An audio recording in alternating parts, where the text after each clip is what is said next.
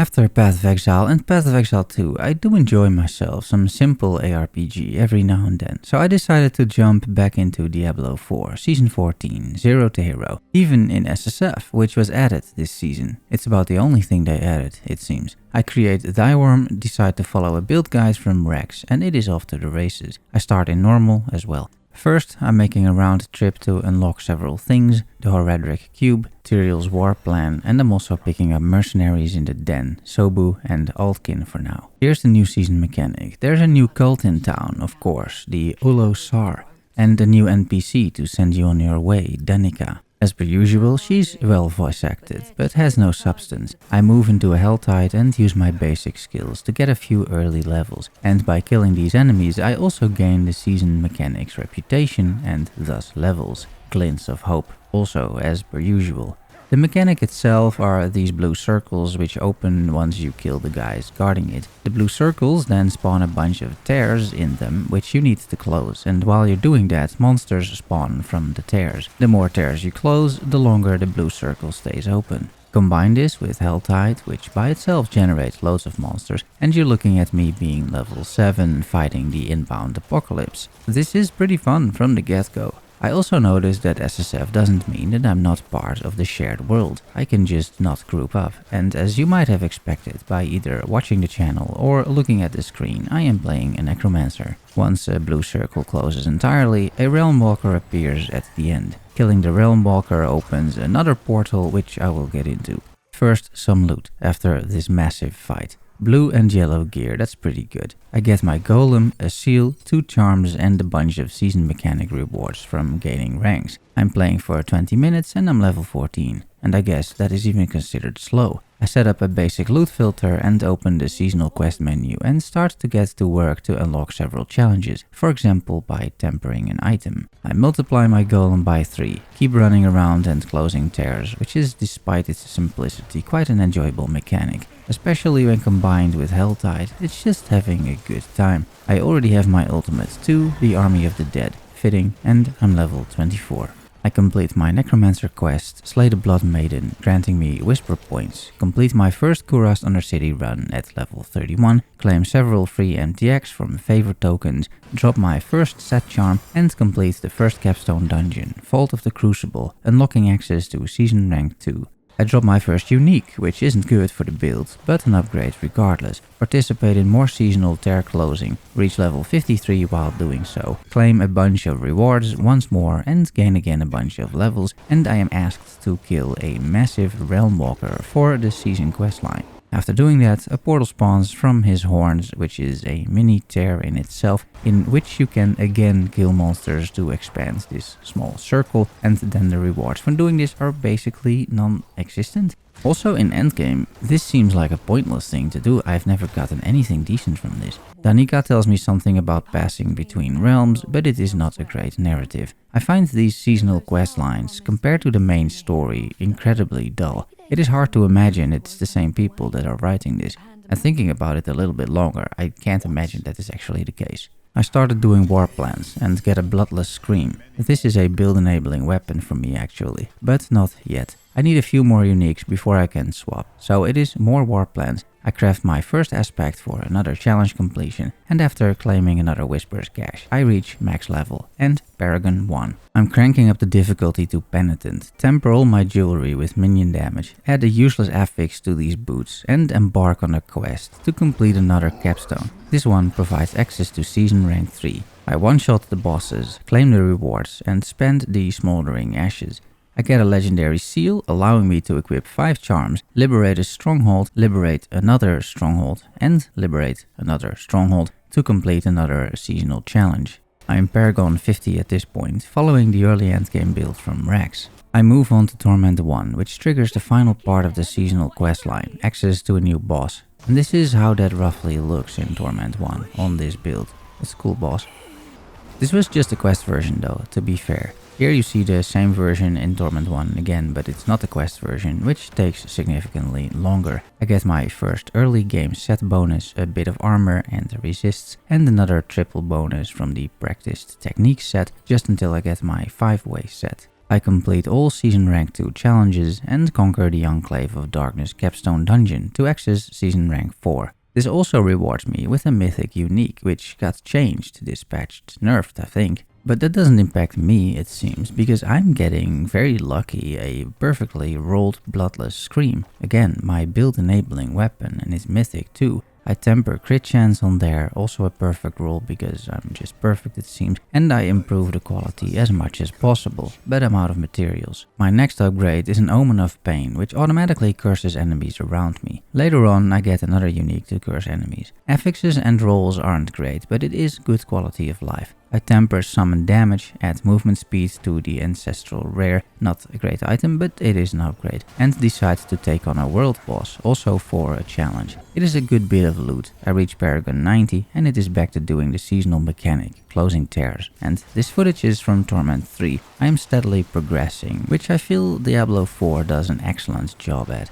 Casual progression, it is available here like in no other game, and that is pretty cool. A little later, in the same zone, I reach Paragon 100. I found new boots, and this time I remove and add movement speed on a better base already. I slam intelligence and a skill affix on pants, temper life on them. This is a decent upgrade. I lack aspects still and materials, so I'm keeping it rare. I enchant or reroll Corpse Explosion to life on a legendary chest piece, and I continue to kill the apostate in his den for another capstone dungeon. This means I can now access Season Rank 5. In Torment 5, which I've also reached, I farm a bit of Duriel. He has something I want. He doesn't drop it, but it is another capstone challenge, so it is on to Season Rank 6. I try again, open the strongbox, and there it is, the Undercrown Helm, which increases my army size and allows my entire army to focus fire a single monster on my command. I temper life on it and quality and masterwork the weapon, hitting the cost reduction. I don't think that is great, so I'm going again, and this time it is weapon damage. I guess good enough. I completely upgrade the crown too, hitting +2 the minion skills, which is perfect. I also put an aspect on the pants. And here's a quick overview of all the gear that I've currently collected.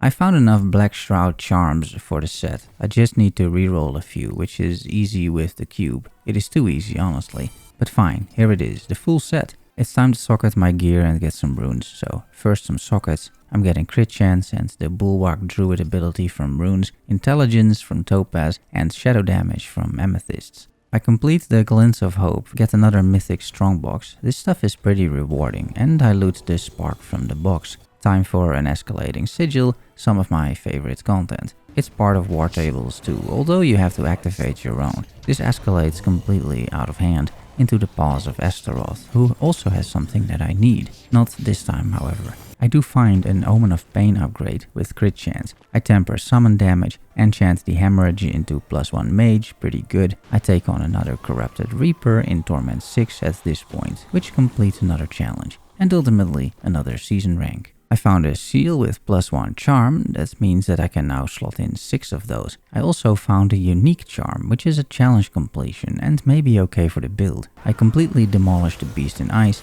and the Echo of Farshan for another challenge. I fill the required attributes for the glyphs, which are still fairly low level. I keep killing bosses and drop a double Pact of Bone, another unique that I need for the build. And with that, it is time to swap to the endgame version of this build, now that I've got almost all of the uniques. I respec the entire Paragon board. I'm currently in Torment 8, masterworked these pants, and after it is time for the boots, that's pretty decent. And then an amulet. I have a lot of materials and the Omen of Pain plus the Pact of Bone I can do as well. I complete a tier 60 pit, I get my first legendary glyph upgrade, Warrior. I reach Paragon 150 while closing more ruptures, find a Gloom Ward unique charm which looks pretty decent.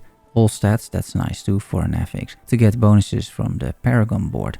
I'm transmuting boss items into boss loot, getting the Death Grip, which is another one of those uniques that I was still missing. I crafted these new boots, pretty decent. Now I just need to roll plus skellies on there, which does take a while but ultimately happens. I put on the aspect of Piercing Gold for more damage against chilled enemies. I temper movement speed, masterwork life, and transfigure 193 intelligence on there. It's great boots. Another glyph reaches legendary status, and another one over here. I'm back at Duriel, who is not long for this world in Torment 8, and I'm going to reroll set charms. I already have this set, but now I'm trying to get minion or darkness levels as affixes, like I'm getting here. Here is another +3, that's pretty huge, and the next one +2. The fourth glyph reaches legendary status. I visit Astaroth again to complete another challenge, and it turns out he or someone dropped my last unique that I was looking for, the Blood Moon Screeches. It's time to temper, masterwork, the crit multi is nice, and craft some gems to put in there for a bit of more intelligence. We all know I need it. I then chaotic reroll a new ring, as the old one is no longer needed. I am hitting 3 decent affixes. I can enchant the 4th. I try another one from scratch though, purely hitting 4 offensive affixes with the cube. All damage multiplier, vulnerability multi, crit multi and intelligence. That's not bad at all. The all damage multi can be better though with, for example, shadow damage. I think this is a very good ring. I temper critical damage, masterwork it and put an onslaught aspect on it for now. I also craft a diamond for all res and transfigure the ring for even more all res. I then feel I'm strong enough to take on Lilith in Torment 8, which turns indeed out to be the case. This unlocks another season rank, only one more to go. I get another ancestral mythic ring, but it is the wrong one. I reroll more set items, hit another +3 and another, which means I currently have +14 skill levels for all of my minions, which are also considered dark skills as they do shadow damage. I decided to make an amulet from a decent base. I hit dot and vulnerability. In the enchanting I get crit chance, which is exactly what I want. I put a reanimation aspect on it, temper crit damage, masterwork shadow multi, and I conquer the tower rank 60, apparently as the number 334 on the server. That's fun, I suppose. I'm increasing pit tiers, finishing that last glyph for its maximum radius, and I have started to do Torment 10, which is kind of the sweet spot for now, I feel. I craft another great amulet, here is the end result, plus new boots, which is hitting those movement speed affixes. That is a lot of movement speed on a single item, and of course the transfiguration hits even more movement speed. I may be fast, but I am mostly running fast into my own demise if I don't pay attention. This build is great, I have no complaints, but it is not very tanky. The damage is absolutely there though. Astaroth just disappears really in Torment 10, which is fun. I, however, also have a tendency to disappear. I find better Blood Moon Screeches. I gamble a better Undercrown upgrade, the ancestral version. It must be pretty rare to get it from gambling, I think. And I put Bakgar in there for runes and transfigure for another 8 item quality. Back to Helltide, where in Torment 10 a lot of things can kill me. There's a way around that, but I haven't reached that way yet. It is a unique charm which I just haven't found or have created. Stay tuned though, dear viewer, that will happen. I chaotic reroll a ring for 3 decent affixes and chant the 4th affix on there that I want, which is crit chance, and this is the ultimate outcome. I think it's a great ring. I transfigure the Pact of Bone 2 for 7 item quality. Now, does any of this make me tankier? Well,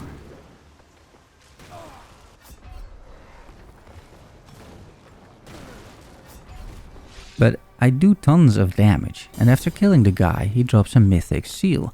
I craft 3 grand diamonds for in jewelry for more resists. Here is another upgrade, an ancestral death grip, which I am rerolling a lot while tempering, because I want a high critical damage roll. I masterwork the plus skeletal warrior, which is great. I do a unique power reroll hitting 1 off perfect. This rerolls the unique affix, and the transfigure provides 11.4% armor, which I suppose is decent. And there it is, another great item. My skeleton warrior skill after this is level 46. I mean, I'm no expert in D4, but that must be pretty good. It's more than 3 times the regular max skill level. I keep leveling up glyphs, they're all around level 70 at this point. I kill Bardock, who drops an Azure Wrath, and this allows me to use another cube recipe, crafting a unique charm. The Azure Wrath charm. This one is great, it is basically cold AoE for clearing zones and high pit levels. It almost works a bit like Impale if you're familiar with PoE 1. If you're still watching this video on my channel, you probably are familiar with PoE 1. I craft a random mythic, which is, as per usual, Doombringer. This is like finding a Bramblejack in PoE. I slot in those grand diamonds. I couldn't do that before because the jewelry was transfigured, meaning that you can't change anything about them anymore, and I think not even the gems, unless they change that. I reached Paragon 200, which I feel takes a long time this patch. I guess it's just me though. I have no clue about what this patch actually brought in terms of new stuff. Not much, all in all, that is safe to say. It did bring this though, Overwatch-inspired cosmetics. I care about this as much as I care about the FIFA World Cup right now. But I'm also Dutch, so I'm not passing up on free shit. I spec'd into Chaos rounds in the Infernal Horde, which I think is very enjoyable. All the loot explosions and goblins, I think it works well. I complete the Smoldering Ashes, drop a Mythic Tribute, run that Mythic Tribute, and run out of time, so no loot for me. It's a classic. I managed to clear Pit 100, which is a personal victory. I don't think I've ever completed this depth before. It turns out I have a few glints of hope rewards waiting for me at home, and opening these boxes doesn't get old either. These are decent boots, by the way. If you've seen my previous very epic and cinematic, can heavily recommend video on the D4 expansion of last season, you will know that despite everything I went through in my playthrough, I wasn't able to defeat Mephisto on Torment 10. It wasn't for lack of trying either, I spent hours at that boss. This time though, I feel much more confident. I have way more damage primarily. I have a good build. It's not my own, that's probably why. So let's see how it goes this time. Jumping straight into phase 2, I die due to poison. But soon enough I get him into phase 3 even, where I die. I haven't seen this phase all that often in my defense, so I am learning here. There are a few more hiccups, like this thing in phase 2, or these in phase 2. This happened a lot, actually. Or swords in phase 1, I barely entered the arena here. Again in phase 2, and again the same moment in the fight. Here is another phase 3 death, where this thing at first is avoidable, but afterwards I can't dodge that blast of souls. And I ran into this issue a few times, so it's time for a quick pivot. I have these boots that I made before with all that movement speed on there. I think that these will come in very handy to dodge stuff. And as you can see, it is quite a good success. It does work. This is phase 3 again, and I am definitely faster. But it seems still not fast enough. I am back, I outrun the AoE, I get again blasted by the souls. I'm close though, I can feel it. And here I am simply getting clapped, my mistake. And again I try to outrun it, but I'm not even sure it's possible to outrun it. I really don't know how you're supposed to do this. So the only thing I can imagine is that I will have to use and correctly time the Blood Mist ability, making me invulnerable. And once I manage to do that, he actually goes down.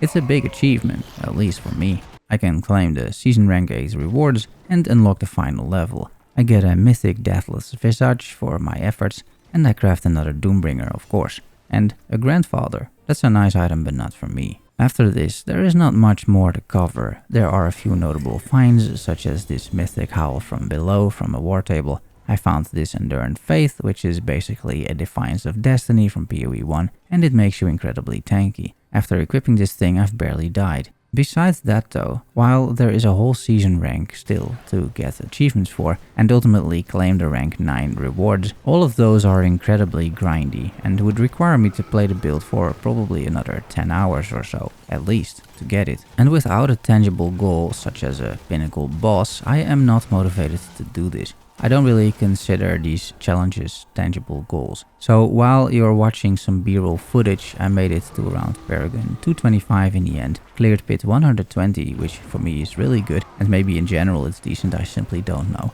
So with that said, let's finish the video with some thoughts on the season and the game to an extent. In my opinion, Diablo 4 after the latest expansion has reached a very mature state, a very solid state. And I think for what it is trying to achieve, a very good state. Yes, the road to get there was rocky and criticism of that is warranted, but leaving that behind us as it is the past after all, and just looking at the game in front of us, it is quite a good game.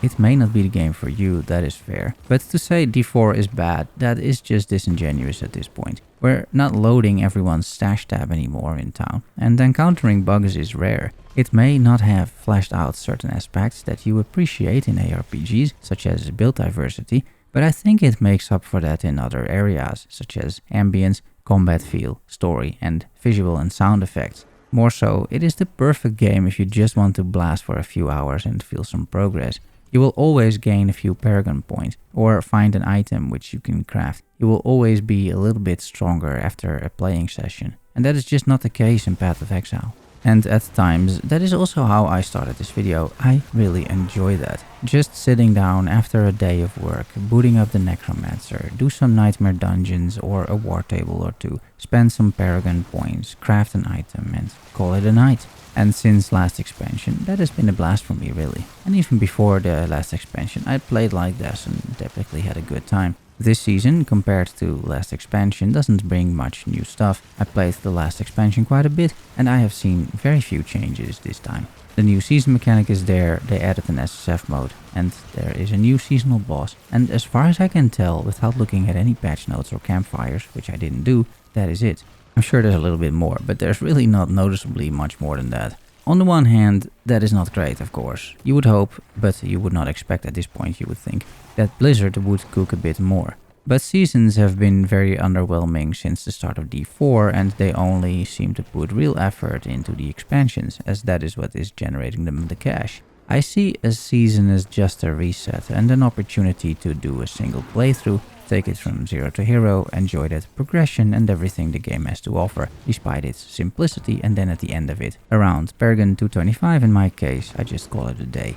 I then played around 30 hours or so and I'm happy with that. I do that every season or every other season, and the money I spent on the box prices to me has been worth it. I am not buying any battle passes, I've just bought the expansions in the base game, and for me that is money well spent at this point. If you come into Diablo 4 at the current day and age and expect more than just a simple seasonal mechanic and an economy or character reset, then you're both right and wrong, I would say. You're right in the sense that you should expect more out of Blizzard, just like you should expect more out of politicians. But you're wrong in the sense that by now you should really know better than that. It's just not realistic. So this season, at face value, is not very interesting. I think if you criticize that, that is completely warranted. But the base game is in a great state, and it is fun to start another character until you're done. And that is how I've approached D4 from the start, basically from when it launched, and I will keep doing so because I feel that is the perfect way to enjoy this game. It is just a great way to pass some time when I'm not playing Path of Exile 1 and 2. It is a nice appetizer before I get back into those games. I can make just a single video, which you hopefully enjoy, and then get back to the PoE grind, and making builds, updating guides, etc. It's just a nice, relatively brainless, but no less enjoyable distraction from the usual games I play and the usual content I make. And for the diehard fans still watching, a small personal update. The next week I won't be playing games or be online much at all. I have some stuff to take care of in real life, but after that I should be back and the focus will shift to PoE 1, which is probably in about a week or a week and a half from when this video releases. I hope you enjoyed the video, thanks for watching and making it to the end. If you did, consider subscribing and liking the video. It's much appreciated. Love you all, see you soon, bye bye.